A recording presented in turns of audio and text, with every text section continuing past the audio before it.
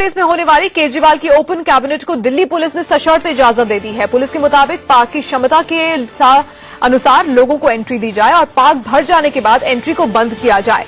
Delhi police ने आयोजकों को साफ कर दिया है कि ट्रैफिक में किसी तरह की कोई रुकावट न आए। आम आदमी पार्टी के वॉलंटियर्स से भी सहयोग करने के लिए कहा गया है, तो सशर्त इजाजत मिल गई है। ट्रैफिक की कोई दिक्कत ना हो और आपके जो वॉलंटियर्स हैं वो सहयोग करें। ओपन कैबिनेट की तैयारी कैसी है, इसका जायजा लिया इंडिया न्यूज संवाददाता नरेश बिस्वानी। आज दिल्ली के सेंट्रल पार्क में दिल्ली सरकार की ओपन कैबिनेट का आयोजन किया गया है और इस दौरान सुरक्षा के लिहाज से तमाम इंतजाम किए गए हैं। इस तरीके से मेटल डिटेक्टर्स लगाए गए हैं। तमाम जो गेट्स हैं जहां से एंट्री होगी, बाकायदा इनका क्लासिफिकेशन किया गया है और वीवीआईपी एंट्रेंस, आम लोगों के एंट्रेंस के लिए अलग अलग तरीके से इंतजाम किए गए हैं। ये वो जगह है कनॉट प्लेस का सेंट्रल पार्क जहां पर ओपन कैबिनेट का आयोजन किया जाएगा। इस दौरान काफी भारी तादाद में लोगों के पहुंचने की संभावना जताई जा रही है। ऐसे में दिल्ली पुलिस ने सशर्त परमिशन यहां पर दी है दिल्ली सरकार को इस ओपन कैबिनेट के लिए। साफ तौर पर दिल्ली पुलिस ने यहां पर यह कहा है कि लिमिटेड लोगों की एंट्री यहां पर होगी और जैसे ही ये पार्क फुल होगा, किसी की भी एंट्री उसके बाद नहीं होगी इस पार्क के अंदर। इसके अलावा साफ तौर पर दिल्ली सरकार से यह बात भी कही गई है कि बाहर का ट्रैफिक किसी भी तरह से प्रभावित नहीं होना चाहिए।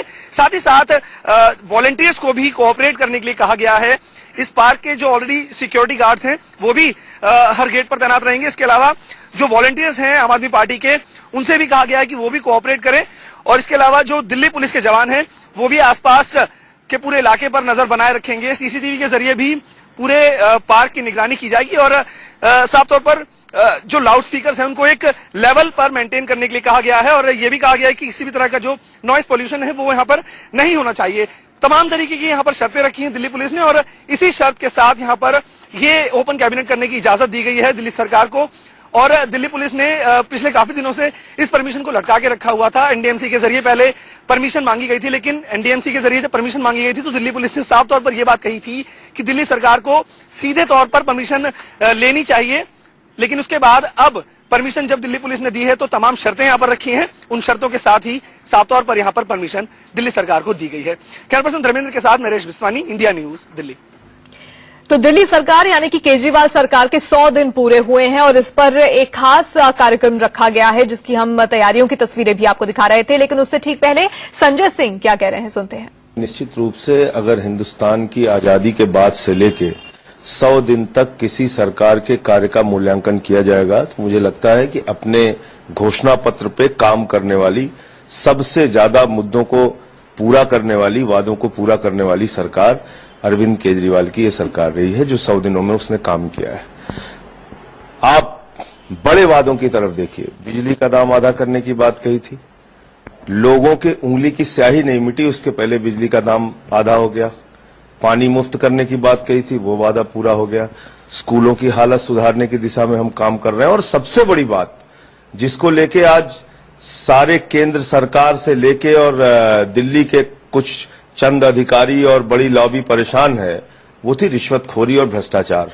रिश्वतखोरी और भ्रष्टाचार सरकारी कार्यालयों में कम करने के लिए लगातार हमने हेल्पलाइन नंबर जारी किया। हमने कई अधिकारियों की गिरफ्तारियां करवाई जो रिश्वतखोरी और भ्रष्टाचार में लिप्त पाए गए थे। तो एक ऐसा आज झुग्गी वालों को जो रोज उनके ऊपर डंडा चलता रहता था, उनको तोड़ने की कार्रवाई होती थी, ये उनकी भी अपनी जिंदगी है, उनको भी रहने का हक है इस मुल्क के अंदर। तो संजय सिंह को आप सुन रहे थे। साथ ही हम आपको दिखा रहे थे कि कौन कौन से वादे केजरीवाल सरकार ने पूरे किए हैं और कौन कौन से वो वादे हैं जो अभी अधूरे रह गए, जिनके पूरे होने का इंतजार दिल्ली वाले कर रहे हैं। सीधे शिवानी त्यागी का रुख करते हैं। शिवानी, आज ओपन कैबिनेट में क्या कुछ होने वाला है? सशर्त इजाजत मिल गई है, ओपन कैबिनेट में हम क्या कुछ होता देखेंगे? और सवाल यह भी है कि अगर जनता में से कोई सवाल पूछना चाहता है केजरीवाल से, उनके किसी मंत्री से, तो फिर ऐसा क्यों है कि पर्ची के जरिए सवाल पूछना होगा? देखिए, जिस तरीके का रवैया हमने अभी तक देखा है तान्या, अगर मीडिया से भी बात हो या फिर अपने अधिकारियों से बात हो, अरविंद केजरीवाल सरकार का हर नुमाइंदा ये जानता है कि उसको सवाल किससे पूछवाना है और क्या सवाल होना चाहिए। ऐसे में बाकायदा पर्ची बांटी जाएगी। क्या अब ये भी देखना होगा कि जितने लोग आते हैं क्या सबके सवाल लेगी केजरीवाल की कैबिनेट, या फिर कुछ चुनिंदा जो पहले से ही तय किए जा चुके हैं। दूसरी चीज, अगर हम 100 दिन की बात करें, कामकाज की बात तो हुई सो हुई, पर विवाद भी ज्यादा हुए। तो ऐसे में क्या केजरीवाल सरकार एक लोगों का मन भी टटोलने की कोशिश करती नजर आएगी कि क्या वाकई में अभी भी लोगों का विश्वास उन पे बना हुआ है, या फिर विवादों के चलते कोई दोहरी राय बनती जा रही है लोगों में। तो कहीं ना कहीं एक ये भी चेक किया जाएगा लोगों के मन में क्या है। साथ ही साथ 100 दिन का जो रिपोर्ट कार्ड है, चाहे वो दिल्ली जल बोर्ड का हो या फिर अन्य मामले हो, बिजली पानी के जो वादे पूरे करने के दावे अभी संजय सिंह ने भी अपने बयान में किए। तो ऐसे में ये देखना होगा कि कहां तक जनता संतुष्ट हुई है कि नहीं, या फिर विवाद भर के ये 100 दिन रहे। तो इन सब चीजों के बीच में आज राय दी जाएगी, राय ली जाएगी। वो राय किन लोगों से ली जाएगी ये भी जानना चलिए, केजरीवाल सरकार तो शाम को अपना रिपोर्ट कार्ड पेश करेगी, लेकिन क्या क्या वादे पूरे हुए हैं और कौन कौन से वादे अधूरे रह गए हैं वो हम अभी से अपनी जनता को इस वक्त दिखा रहे थे। तो